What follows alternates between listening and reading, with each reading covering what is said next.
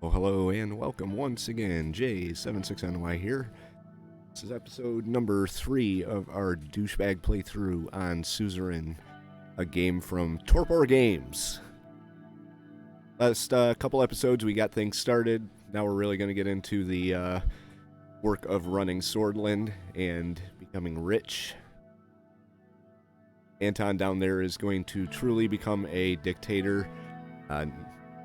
No pun intended at all. We've got some work to attend to here in Holsword. Given his character, I don't think he really cares about any of this, but we're going to go through it anyway. Going to start out by reading the newspaper, see what they say. New president has been sworn into office by Chief Justice Orso Hawker. Another great win for the USP and Anton Rayne, who managed to get 37% of the general vote. They're congratulating me. Suspicious fire. Yep. We read all that in the last episode. The radical. How many times will people fall for the same trap? I guess we didn't read this one here about the inaugural ball. The team here at the Radical will keep fighting for a better, more equal tomorrow for everybody. Sordland's regional trade. Due to the strategic geopolitical location of Sordland, historically, Agnolia and Wayland have been natural trading partners. Depending on the direction of the Rayne administration, we think it is likely that a new trade deal will be brokered with at least one of these partners in the near term. And now we get into the work. We'll read the reports.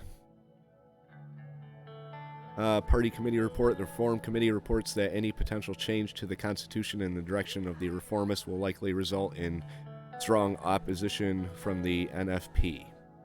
Most members of the United Sordland Party also seem reluctant about supporting such changes.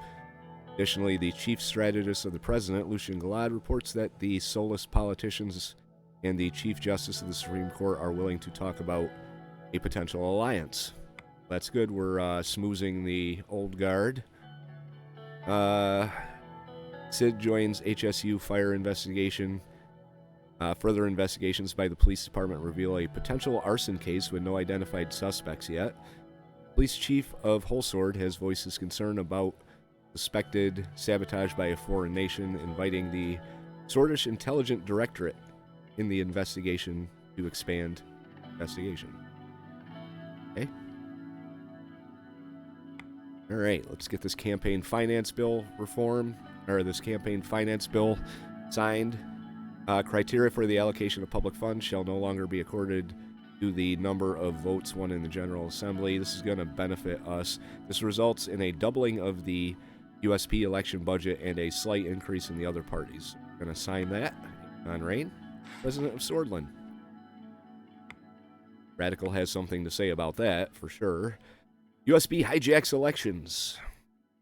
The new law that further expands on the unfairness of our election system has been approved by the Grand National Assembly and was signed into law by President Rayne.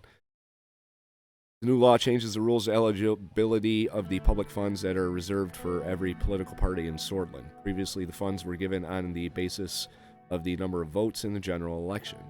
With these changes, the funds will be given on the basis of number of seats, which we have the majority of, political party holds, which eliminates every party apart from the 3 that are currently in the assembly. That's right, Radical. This insane law also results in the governing United Sordland Party's share from the fund to be doubled. As Anton Rayne's presidency begins, we at the Radical are already smelling the rotten Holsword. Campaign finance bill has been signed into law by President Rayne after the approval of the Grand National Assembly. Franz Richter, who objected to the funding package, says it contained too much unfairness in the allocation of the budget. Whatever. Also saw the delay, blah, blah, blah. The new law brings small changes. Yep. All right. Find out how the current economic situation is in Sordland. It looks a lot better than it did on my first playthrough.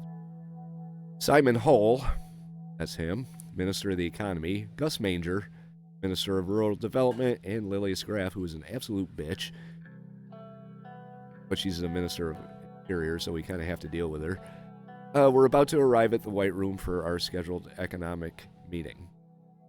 This was the room in the Maroon Palace where all important meetings were held.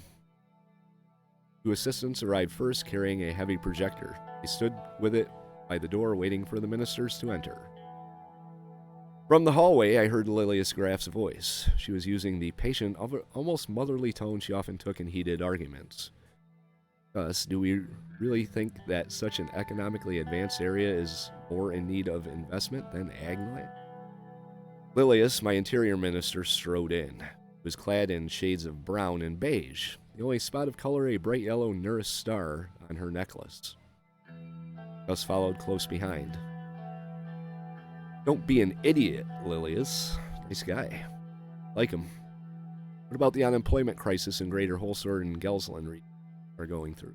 These areas are our economic heartland.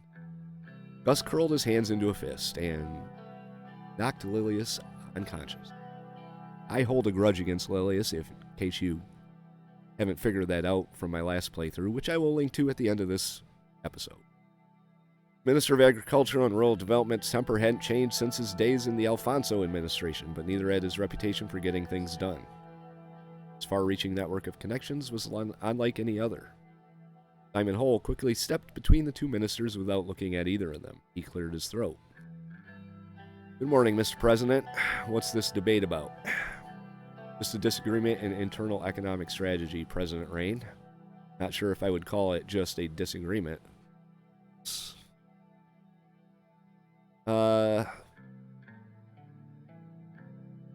Let's get the presentation started. I'll move forward with my presentation if nobody objects. Simon pushed a silk handkerchief out of his pocket and briefly wiped his glasses. My staff and I have comprehensively analyzed every aspect of... He was interrupted by a groan from one of the assistants by the door, both of whom were now visibly struggling to hold up the heavy projector. Oh, you can put that over there. Thanks, guy. Pointed below the painting of President Soul. Assistants placed the projector next to the table and installed a white screen on the wall.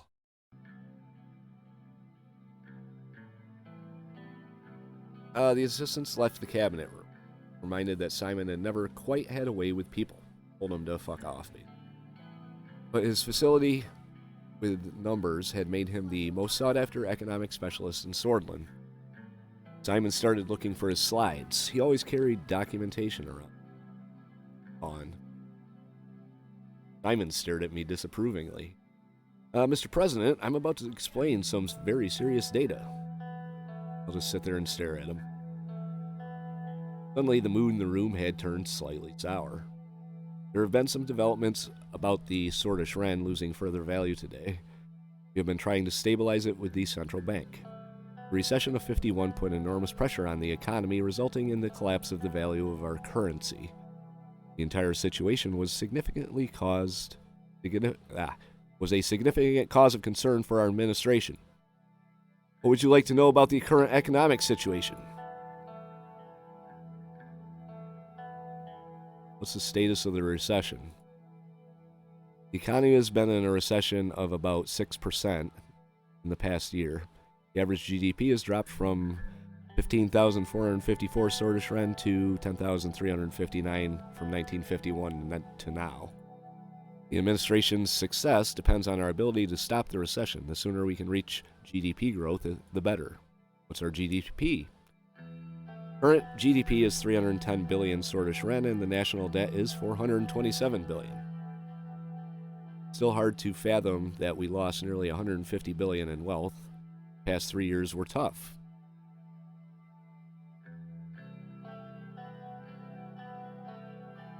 What's the unemployment situation? Unemployment has skyrocketed and is now at a staggering 16%, and the inflation is at a relatively high 7%. Unemployment is increasing crime and drug use. We need to get people off the streets. The inflation isn't helping our average citizen either. All right, let's come up with a strategy. Simon scattered the papers stack in front of him, blah, blah, blah. As you can see, the situation is alarming, but not everything is negative. The extensive privatization program of Alfonso left us with a large budget surplus which we can use to stabilize the crisis. That's about to go away. Unfortunately, don't get too comfortable with it. Primary subject we need to settle on is what general path we will take in our term. Solonomics-based nationalization happened in the 30s, and Alfonso's privatization began during the end of the 40s. What will our administration focus on? One of our main promises was to promote a planned economy to stop the recession. To be frank, I still don't think this was a good idea.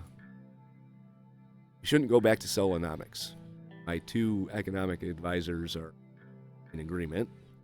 I'm about to shoot them down, though, because I am in charge. Self-sufficiency will help us through tough times.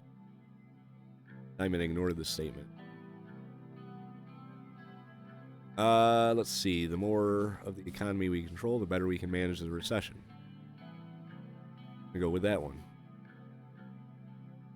That's a fair argument to be made, but if we reduce the freedom of people in the marketplace in general, it would further hinder our innovation and dynamism in supply and demand equation.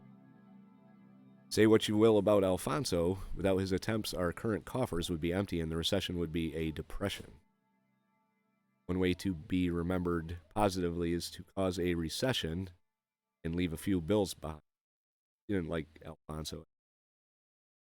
The structural problems of Solonomics were going to lead lead to a recession according to the predictions at the time anyway. Either way, even if we pick one of these doctrines, we retain the option to make economic choices on a case-by-case basis. That is, however, not recommended in my point of view. Last thing we need is a chaotic economic plan. Finally, something we can both agree on. Lileas? Whew! There's another important point which has a direct impact on our economy. Superpower. Might have won the election, but I'm still against aligning ourselves with the superpower.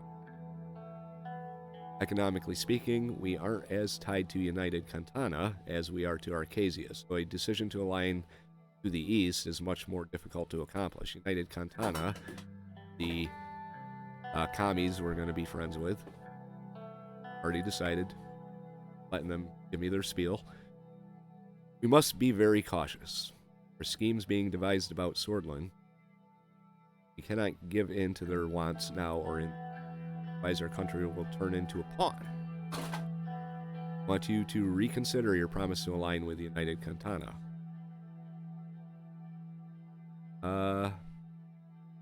Made a promise to the people of Sordland. I won't back down now. I won't let United Cantana control Sordland. There's a revolution that was started by United Cantana, a permanent revolution. Sordland must be part of it. I won't let United Cantana control. Hope we can show and not tell. When the time comes, I hope you will make the right decision for our own good. Simon cleared his throat. Let's not get ahead of ourselves. Minister Wissey will be in charge of informing you on these types of foreign policy decisions. Must first decide on our internal economic plan.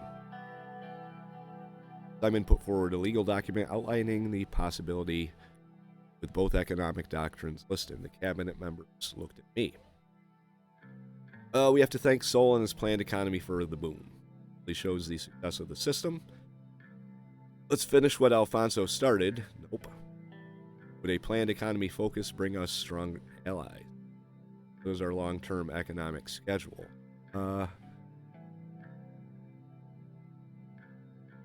Planned economy focus bring us stronger. What is our longer term? Let's find out what our long-term economic schedule is. Picking a construction company, trade relations, tax reform, and welfare privatization or nationalization initiatives would be some of them. We must choose wisely and remember that the free market economy in all forms is the future of the world. I wouldn't be so sure. We have to thank Sol and his planned economy for the boom. Precisely the reason why we shouldn't stick with the old system. State planning and regulations both show great success in the 30s. So I'm on her side. Great. Only for a limited time until even Tarkin Sol himself discovered the limits of the system. Slowdown began during his rule, remember? Would it bring us stronger allies, though? Would make United Cantana diplomatically look at our country in a more positive light, which is what we want. They're proponents of the planned economy. The influence Arcasia has on the world economy is extensive. Our economic strategy should be based on internal reasoning. Let's move on.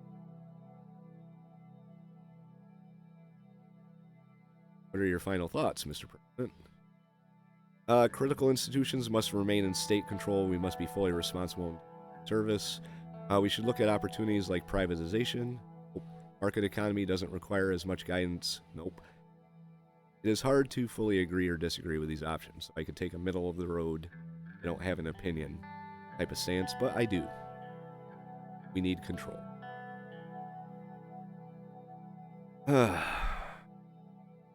You could be, and it wouldn't be negative, but either way you make the choice. Right? What will our general economic plan promote? Economy. Not sure if we made the right decision here. Too bad. Now that there is a clarity on which direction we are heading, I will work on a good plan accordingly. Yeah, I like the fact that even though they don't agree with me, they're going to do the best they can. Real go-getters.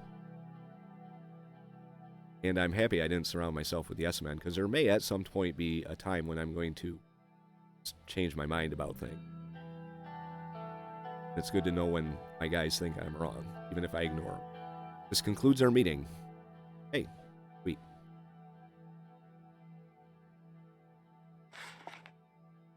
Alright, let's take a look and see what we have to do here. Economic meeting held in the Whole Sword. Promoting a planned economy. Meteorological Institute has reported the record low temperatures of -29 in the city of Suzerain. Warning for frostbite has been issued in the city south of southern Bergia. Or advised not to go outside. Nationalist violence. Man in his 20s has been beaten with baseball bats in a paramilitary-style attack on Arvery.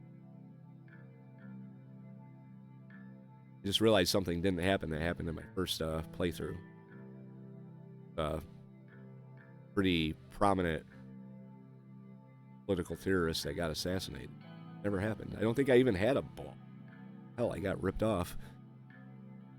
The man claims to have been attacked because his ethnic background as an Agno-Sordish citizen. He was approached during a walk at the park by a group of right-wing extremists who are suspected being regulars at the local National Front Party. The man was brought to the hospital. Armadine Industries pioneering electronics. New prototype for the first pocket radio was displayed by the Arcasian electronic company Armadine Industries in Ventry City. After 6 years of research, the engineers behind the pocket transistor radio have revealed that the material science questions regarding the blah blah blah. The CEO of Armadine, Aaron Bridges, is predicting an IPO at BCSE in the upcoming years. The president of Arcasia, Dwight Walker, praised the bright minds of the Arcasian engineers following the announcement, so they made themselves a little Walkman. Good. Increased unemployment. Number of people filing for unemployment in Morna continues to rise as the recession continues. The change in economic condition is historic and stunning in its speed, said the mayor of Morna. In the aftermath of the crisis of 51, the unemployment rate in Morna rose to 9% in the following year. Sucks. Promising agricultural growth in Sarna. For the first time in 3 years, the agricultural output of Sarna has increased. Many experts link the increased output to both a drop in temperatures and new farming practices that have been adopted in recent years. Additionally, farmers are now accessing more generous credit allowances from the government that were left over from the Alfonso administration. Powerhouse of Sarna Farms. The report from Gelsord. The recession led to a reduction in rail assets, with more than a fifth of the railway network itself antiquated, being mothballed in the recent years. While the main lines of the railway network are currently in service, increasing demands in goods from Gelsord to the capital is pushing the network to its limits. The rail signaling system in the region dates from the middle of the last century and also needs to be improved. All right. Infrastructure report from Lenkerg. Recent collapse of the tourism industry in Lenkerg has led to a reduction in trade traffic and road maintenance. The road network, this is all setting up the big construction project, which I'm assuming is right here. Invest in the mega infrastructure project. Right. Anything else before we do that? Went with the highway last time.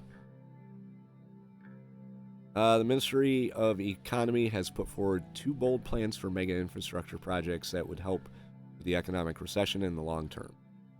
Investing in projects of this scale will take up some portion of our budget, but could prove worthwhile if accomplished successfully. So we can invest in a mega infrastructure project or say no. We've got a 3 budget, so 1 down isn't going to hurt us. Let's see. Discussion of the potential infrastructure projects. Blue Mansion.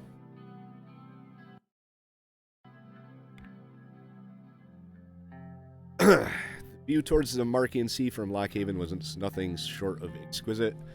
Seaside state residence fittingly named the Blue Mansion was large, fine, and accommodating, but enjoying the luxurious mansion wasn't the main reason of our visit. These clowns. Fun vacation. We gathered the economic team here to discuss the new infrastructure investment project. Half an hour had already passed since the start of the meeting. Unfortunately, I did not even have the chance to have my usual afternoon coffee. Looking at the view from the windows, I let my mind drift for a couple of seconds. Simon's voice brought me back to the ongoing discussion. Mr. President, we need to focus on boosting the economy as quickly as possible. One of the fastest ways to achieve this is through infrastructure projects. Yep. On the one hand, businessmen are complaining about the slow logistical rail network between Holsword and Lockhaven. Lileas butted in. On the other hand, citizens are criticizing the lack of a proper highway connected between Lockhaven and Arbory.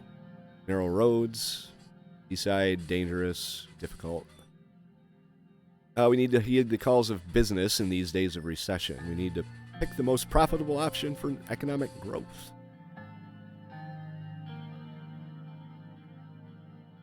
Economic growth and heeding the calls of business. Profit. Which is obviously connecting our 2 most economically powerful cities. It's not the business of people that suffer, but the ordinary folk. What really matters, though, is that we can accomplish something tangible in your first economic act. We must prove our administrative capabilities. The people must know that this administration can get things done. We must improve the... must prove we can do our jobs. Therefore, I define 2 important projects for your attention. The H3 Highway Project and the L1 High-Speed Rail Project.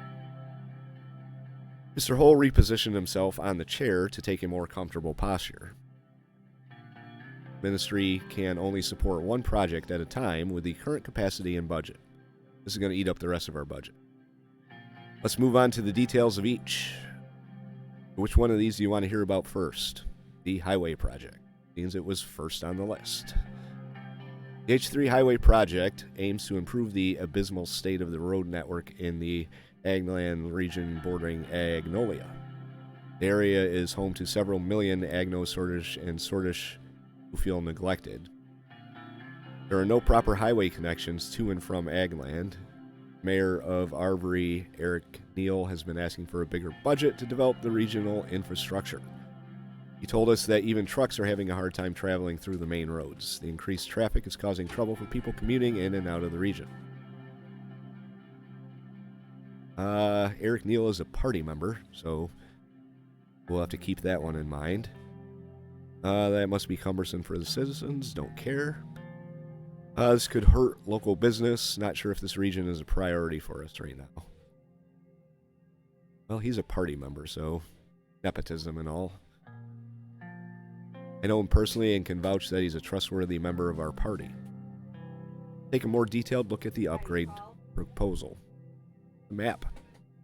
Lileas was pointing at Lockhaven. Right there. Okay. H3 highway route starts at here and leads to Lenkirk. It's pretty small. There it goes all the way to Arbory.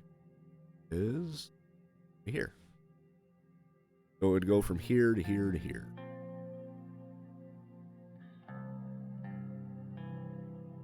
And Arbory's a port. As a result, the road network towards the Agnolian capital Stall port will improve substantially. She paused and leaned forward in her chair. I saw the central government continuously neglect the Agno-Sordish-dominated regions when I was mayor. Is this administration going to continue that kind of negligence?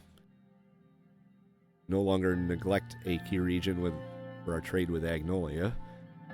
Makes little sense to put investment in such a remote region. Make Agno-Sordish citizens be respected as swords like us all. Well, I'm about to turn tide on her and...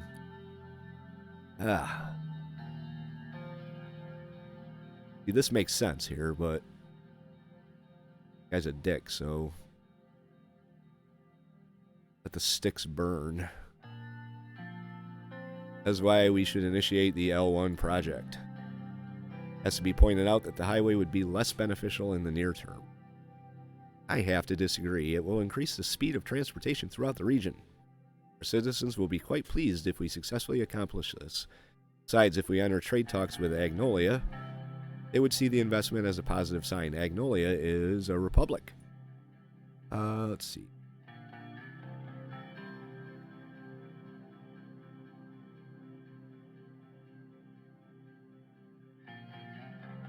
Trying to see what kind of economy they have.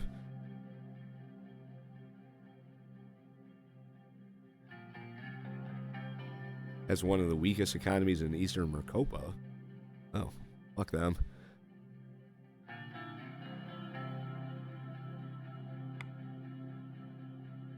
Well, I've already settled on a decision, since you only gave me 2 options.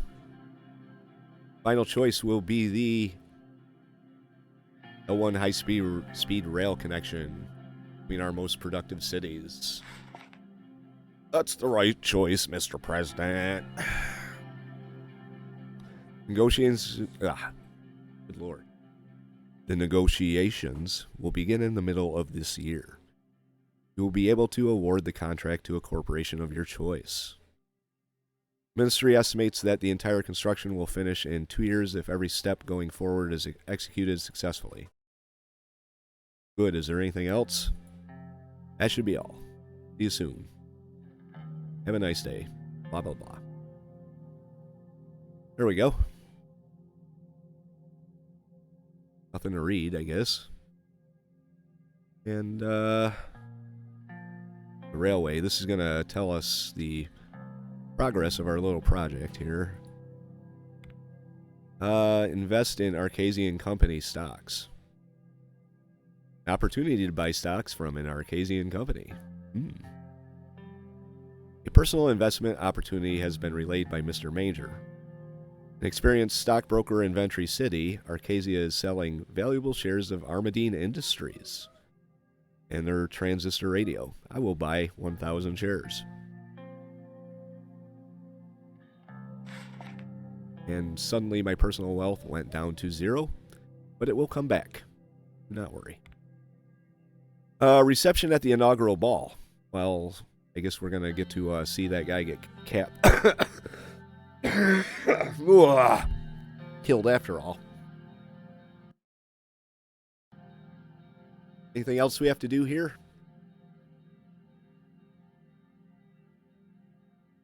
Nope. So we're going to go to the ball in the next episode. Should be fun. Anyway, we got our railway project started. We made it clear that we are going planned economy all the way. And we bought some stock.